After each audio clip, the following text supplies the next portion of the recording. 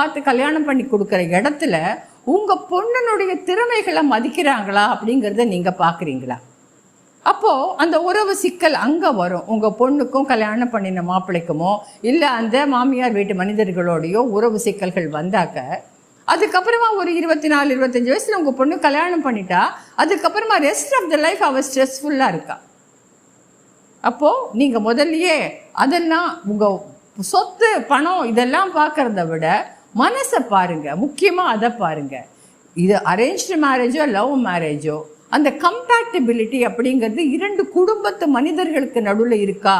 2 குடும்பம், அதாவது 2 யூனிவர்சிட்டி ஒன்னா சேர்ற மாதிரி அந்த மாதிரி ஒரு புதுசா படிக்க போறாங்க உங்க பிள்ளையும் பொண்ணும் அப்படின்னு சொல்லும் பொழுது அந்த இடத்துல உறவு சிக்கல்கள் வராம இருக்கான்னு பார்த்துக்க வேண்டியது அந்த பையனும் பொண்ணும் நிச்சயமா பார்த்துக்கணும். அவங்க அந்த அளவுக்கு தெளிவான புத்தியோடு இல்லாம அவங்க கம்பல் பண்ண படவறாங்கன்னா